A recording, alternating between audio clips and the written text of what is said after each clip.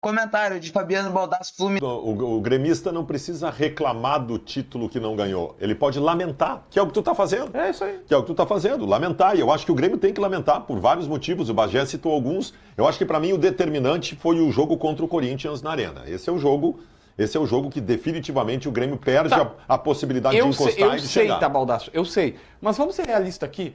Se precisasse no último jogo vencer, o Palmeiras teria vencido. Tu entendeu? O Palmeiras não venceu o Cruzeiro.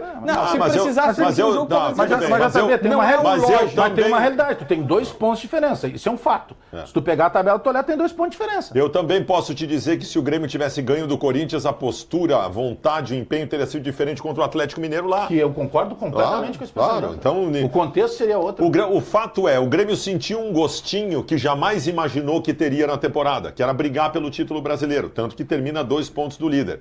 E aqui eu já respondo a enquete do programa hoje. A Monique nem falou ainda, mas a enquete do programa hoje é quem teve a melhor temporada, o Inter ou o Grêmio. Eu não tenho nenhuma dúvida, mas nenhuma dúvida em dizer que o Grêmio teve uma temporada muito melhor que a do Internacional, especialmente pela questão de perspectiva. JB disse na abertura do programa, o Inter terminou o ano passado com o Baldasso dizendo...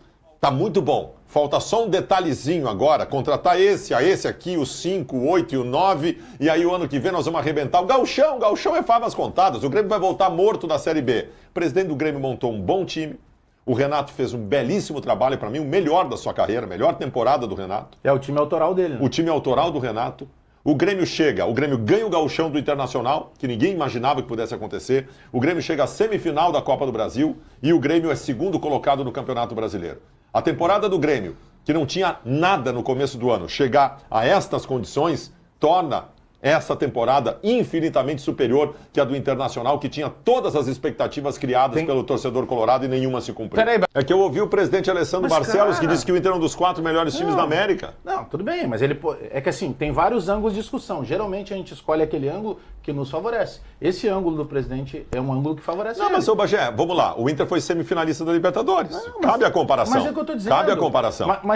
Eu acho que foi o Grêmio, mas a comparação é válida. É que se tu perguntar hoje, torcedor daqui a pouco vai ter, e não vai ser só o torcedor do Grêmio que vai participar, tem o torcedor do Inter, que se tu perguntar, ele vai dizer, não dá pra te comparar. São situações completamente adversas. Mas enfim, para não entrar nessa ficção aí de comparar o ano do Inter e do Grêmio, que isso é ficção, na prática não existe. Mas calma também, né, Bagé? Não, é ficção. Calma, é ficção. Não é pra tanto. Se tu comparar ano, é ficção, pelo amor de Deus. Não é pra tanto. Nós aqui nesse programa mesmo falamos do contexto que foi o Inter chegar entre os 4 melhores da Libertadores. Dá pra tirar mérito? Claro que não. Concordo contigo. Mas construção de time... Tá bem, Outro dia estavam pedindo a cabeça do Cudê, agora já vai comparar o trabalho dele, por exemplo, do Renato. Mas não é. Se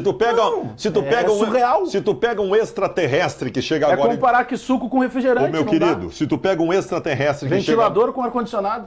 Se tu pega um extraterrestre que chega agora no Brasil, tu diz pra ele, olha, nós precisamos comparar aqui um time que foi semifinalista da Libertadores da América e um outro que foi segundo colocado no Brasileiro e semifinalista da Copa do Brasil. Bom. É válido a comparação. Mas é debate raiz, não é debate extraterrestre. Não, tá bem, nós não vamos com ETs, nós vamos com pessoas que vamos guardar, dá pra colocar os melhores momentos do homem aí. Eu só quero pegar um contexto do jogo de ontem, Baldasso. O Renato faz a escalação e aí, surpreendentemente, para mim, a grande surpresa não era nem o Galdino estar no time. A grande surpresa era a ausência do Nathan Fernandes, que vinha jogando bem. Aí tu vai fazer a análise da escalação. Eu disse, cara, por que o Nathan Fernandes está fora? Aí a gente começou a tentar entender. O Fluminense tem um time cadenciado, daqui a pouco o Renato tirou o Cristaldo, ele vai recuar um pouco mais o Galdino e tal.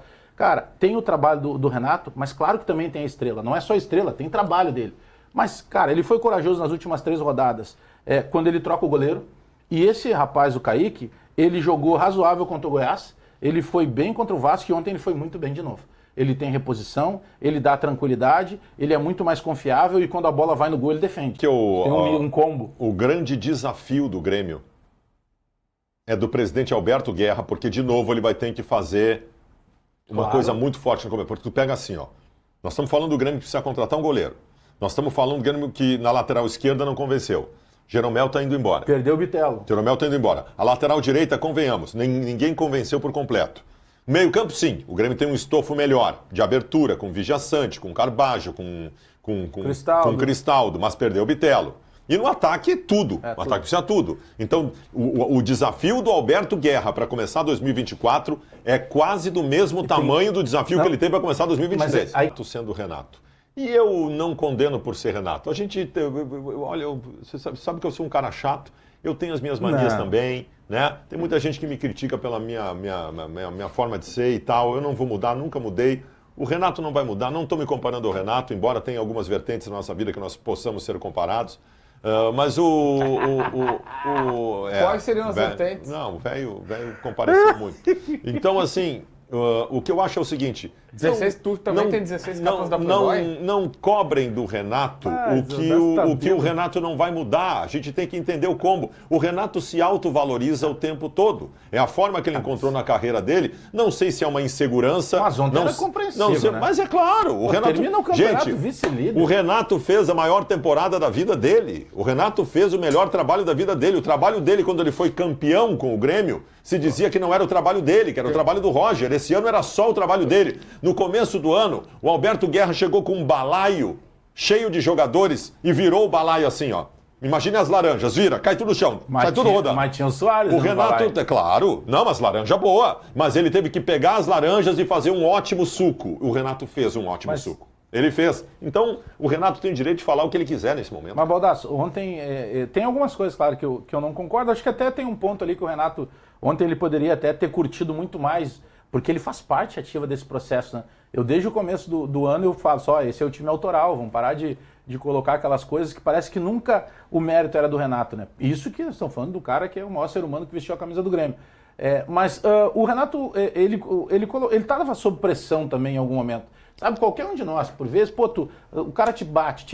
Uma hora tu vai explodir. Claro. Talvez tu exagere, talvez não fosse o caso. Às vezes, no nosso caso, por exemplo, não seja nem o caso, com perdão de tanta redundância que está falando o caso, mas não seja o caso de, às vezes, trazer algumas situações, porque tu pode curtir muito mais as tuas conquistas. Eu acho que o Renato ontem, ele fala também um pouco disso, ele tenta puxar um pouco para ele. O que eu discordo é, por exemplo, foi o Renato no começo do campeonato, no jogo depois do Bragantino, que ele disse assim, ó, com esse time aqui eu não vou conseguir mais do que eu estou fazendo. E o próprio Renato foi lá e fez mais do que ele estava fazendo, com o mesmo grupo de jogadores. Porque a janela do meio do ano, o que teve de agregar qualidade? O Kaique, que jogou só nas últimas 3 partidas. A janela do meio do ano ela não foi boa para o Grêmio. Então o Renato conseguiu chegar na segunda colocação com aquele mesmo grupo que ele disse que não era possível fazer mais do que estava fazendo no jogo contra o Bragantino. Não fomos nós que falamos isso. Para mim, é o melhor trabalho do Renato, é merecido o segundo lugar justamente por isso e tudo mais.